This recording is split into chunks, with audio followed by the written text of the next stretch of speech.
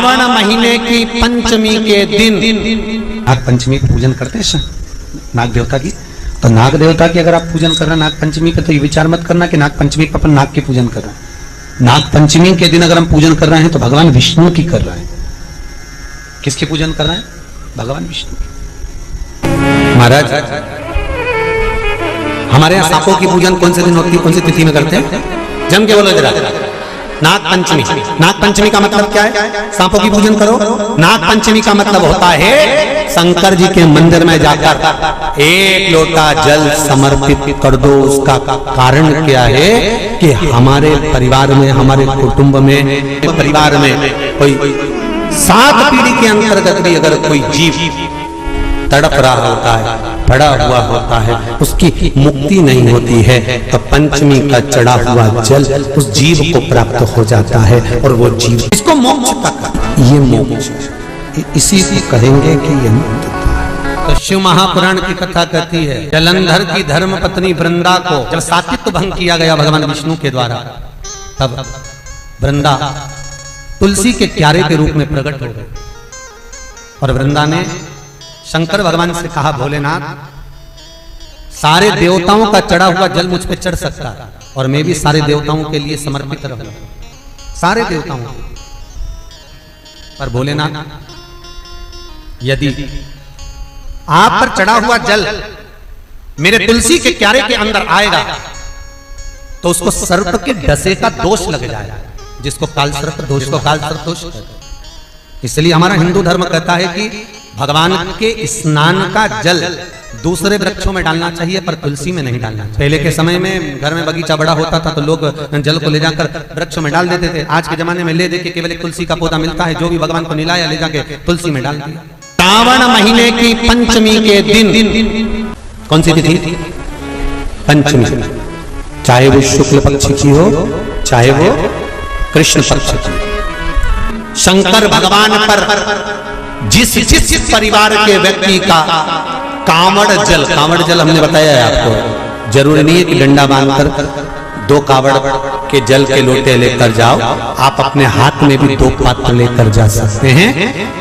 पंचमी तिथि के दिन हाथ में 2 लोटे जल के, 2 कलश जल के जब हम शंकर भगवान को चढ़ाते हैं तो ऊपर जो कमंडल होता है शिव जी के ऊपर जलधारी होती है, जिसमें जया, विषहरा, शामली बारी, दौतली और देव, शंकर भगवान की 5 बेटियां जिसमें विराजमान होती हैं। जब हम जल समर्पित करते हैं, हमारे पीढ़ी में, परिवार में अगर कोई अधोगति में मर गया होता है, कुंवारी अवस्था में चले गया होता है, गर्भ में मर गया होता है, गर्भ के बाहर निकलकर भी अगर कुंवारी अवस्था में चले गया होता है, तो श्रावण महीने की दोनों पंचमी पर परिवार का अगर कोई एक व्यक्ति भी जल चढ़ा देता है शंकर भगवान पर, तो सर्प की योनि में नहीं पड़ता, जीव मुक्त हो जाता, प्रेत योनि में सर्प की योनि से मुक्त हो जाता।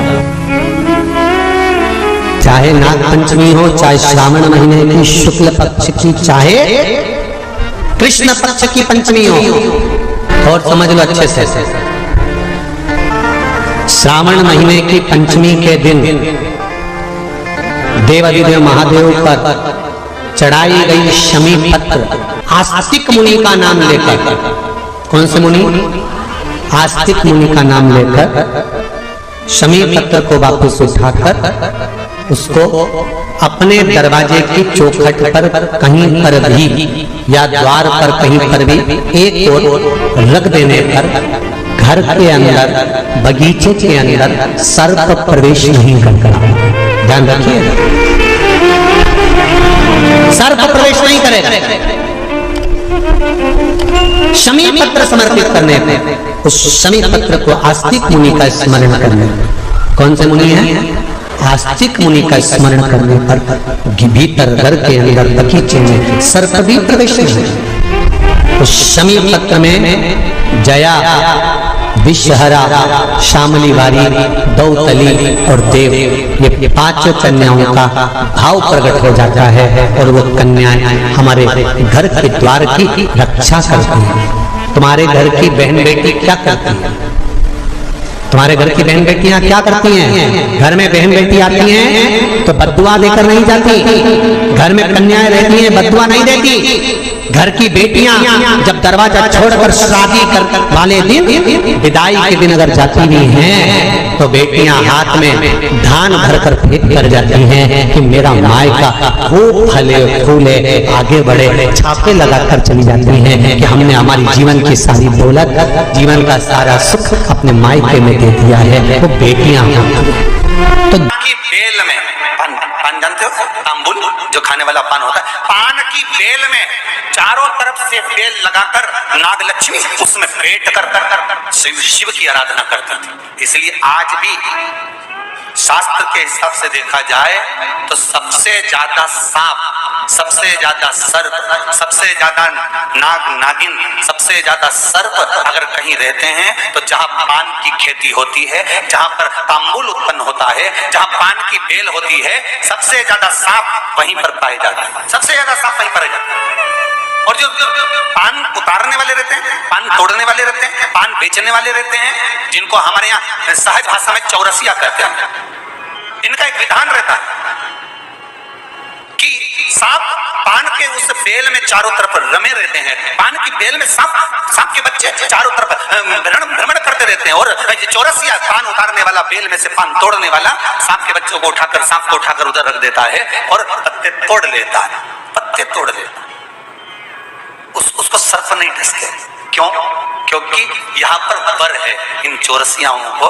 कई चौरसिया लोग सोचे होंगे कि हम नाग की पूजन करते हैं, हम सर्प की पूजन करते हैं, नाग पंचमी पे हम सर्प का स्मरण करते हैं, हमारे कुल देवता के रूप में हम सर्प पूजते हैं। पर कभी चौरसिया ने विचार करा कि आखिर तुम्हें कौन सा वर प्राप्त हुआ कि तुम्हें सर्प नहीं डसेगा? तुम्हें कौन सा वर प्राप्त हुआ कि सांप तुम्हें नहीं काटेगा? पान उतारते समय, पान तोड़ते समय, पान को ले जाते समय सर्प तुम्हें डस नहीं करेगा।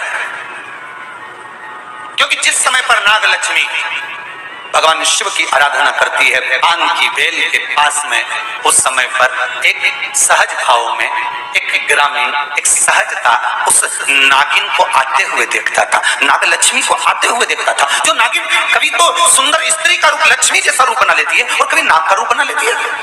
बड़ा विचित्र उसको लगता था। और वो एकांत में बैठा, इसने आकर देखा कि नागलक्ष्मी सेवा में लीन रहती, किसी जीव को वहां आने नहीं देता।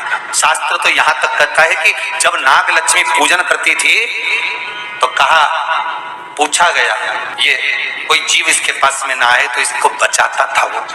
एक दिन नागलक्ष्मी जब बड़ी हो गई, देख लिया उसने इस ग्रामीण को, इस मानव को जब देखा तो चारों तरफ से किसी ना किसी रूप में नागलक्ष्मी को रस ला कर देता है, प्रदान करता रहता है, कुछ ना कुछ तत्व देता रहता है। कितना सुंदर संवाद है महाराज जी। नागलक्ष्मी जब पूजन करने शंकर जी की बैठती थी तो ये जो हमारे हिंदू धर्म में ऐसा भाव कहते हैं, शंकर जी के अभिषेक में कन्या का रस, अनार का रस, मौसम्बी का रस, ये जो अभिषेक कराते हैं ना ब्राह्मण जन, तो ये कहते हैं ये रस चढ़ाइए, इस रस से भगवान का अभिषेक करना है, कन्या का रस से, इस रस से शिव का अभिषेक करना। वो ला कर देता है, रख देता है। तो रोज नागलक्ष्मी पर रोज आश्चर्य होता है, आखिर ऐसा कौन है जो लाकर रोज रख देता है, कौन है ऐसा? आज नागलक्ष्मी ने उस जीव को देख लिया, उस मनुष्य को देख, तो चारों ओर से मेरी रक्षा करता है, रस को लाकर शिव के लिए देता है। मैं तुझे वर देती हूं, तेरे वंश के अंदर कभी सर्प का डस नहीं होगा। तूने मेरी सेवा करी, शिव तुझे फल प्रदान करेंगे। वो चारों ओर से रक्षा कर कर रस ला कर देता था, इसलिए उसका नाम का संबोधन में भी चौरसिया जोड़ा गया है। चौरसिया, चारों ओर से चौकसी कर कर जो रस ला कर प्रदान कर दे, उसके नाम में भी संबोधन है। श्री शिव चालीसा। जय गणेश गिरिजा शुभन मंगली मूल सुजान, कहति अयोध्या दासी तुम देहु अभय बलिदान। जय गिरिजापति दीन दयाला, सदा करति संतन प्रतिपाला। भाले चंद्रमा सोहतनी के, कानन कुंडल नागी फनी के।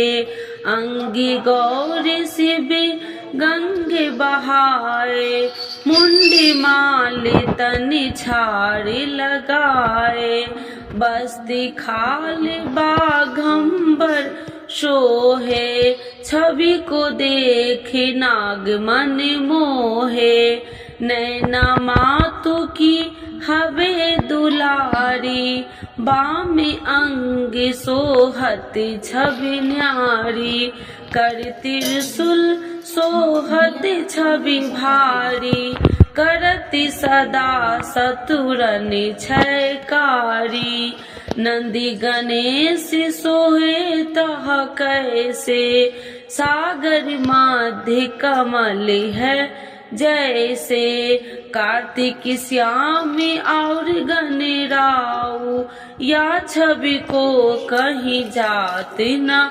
काऊ, देवन जब ही जाए पुकारा, तब ही दुखी प्रभु आप निवारा, किया उपद्रव तारकी भारी, देवन सब मिली तुम ही जुहाई, तुरन सरानन आप पठायो, लवनी में से महामारी गिरायो, आप जलंधर असुर संहारा, सुयसि तुम्हारा विदित संसारा, त्रिपुरासुर सन युद्ध मचाई, सब ही कृपा कर लीने बचाई, किया तप ही भागीरथी भारी, पूरब प्रतिज्ञाता सुपुरारी, दीनन मह तुम सबको नाही, सेवक स्तुति करत सदाही, वेद नाम महिमा तब गाई, अकथि आनंदी भेद नहीं पाई, प्रगति उडति मंथन में ज्वाला, जरत सुरासुर भय बिहाला, किन्हीं दयात करी सहाई, नीलकंठी तब नाम कहाई, पूजन राम चंद्र जब किन्हा, जीत के लंक विभीषण दिन्हा, सहस कमल में हो रहे धारी, किन्हीं परीक्षा तब ही पुरारी, एक कमल प्रभु राखहु जोई, कमल नयन पूजन चह सोई, कठिन भक्ति देखी प्रभु शंकर, भय प्रसन्न दिए इच्छित वर, जय जय जय अनंत अविनाशी, करत कृपा सबके घटवासी, दुष्ट सकल नित्य मोह सतावे, भ्रमत रहो मोहि चैन न आवे, त्राहि त्राहि मैं नाथ पुकारू, यही अवसर मोहि आने उबारो, ले त्रिशूल शत्रु को मारो, संकट से मोहि आने उबारो, माते पिता भ्राता सब होई, संकट में पूछत नहीं कोई, स्वामी एक है आस तुम्हारी, आए हरहु मम संकट भारी, धन निर्धन को देते सदाही, जो कोई जाचे सो फल पाही, स्तुति कहे विधि करे तुम्हारी, क्षमहु नाथ अब चूकी हमारी, शंकर हो संकट के नाशन, मंगल करन विघ्न विनाशन, योगी अति मुनि ध्यान लगावे, सारद नारद शीस नवावे, नमो नमो जय नमः शिवाय, सूर्य ब्रह्मादि की पार न पाए, जो यह पाठ करे मन लाई, तापर होती है शंभु सहाई। ऋणिया जो कोई हो अधिकारी, पाठ करे सो पावनिहारी। पुत्रहीन कर इच्छा जोई, निश्चय शिव प्रसाद ते ही होई। पंडित तिरोदशी को लावे, ध्यान पूर्वक हो में करावे। तिरोदशी व्रत करे हमेशा, ताकि तन नहीं रहे कलेसा। धूप दीप नैवेद्य चढ़ावे, शंकर सन्मुखी पाठ सुनावे। जन्म जन्म के पाप नशावे, अंति धाम शिवपुरी में पावे। कहत अयोध्या दासी आसी तुम्हारी, जानी सकल दुखी हरहु हमारी। नित्य नेम कर प्रातः ही पाठ करो चालीसा, तुम मेरी मनोकामना पूर्ण करो जगदीश। माघ छठी हेमंत ऋतु, 164 जान, स्तुति चालीसा शिव ही पुण्य के कल्याण। आज के युग में शिव चालीसा पाठ व्यक्ति के जीवन के लिए बहुत महत्वपूर्ण है। शिव चालीसा की सरल भाषा के माध्यम भगवान शिव को आसानी से प्रसन्न किया जा सकता है। भक्त अपने जीवन में पैदा हुई कठिनाइयों और बाधाओं को दूर करने के लिए श्री शिव चालीसा का नियमित पाठ करते हैं। श्री शिव चालीसा के पाठ से आप अपने दुखों को दूर कर भगवान शिव को असीम कृपा प्राप्त कर सकते हैं।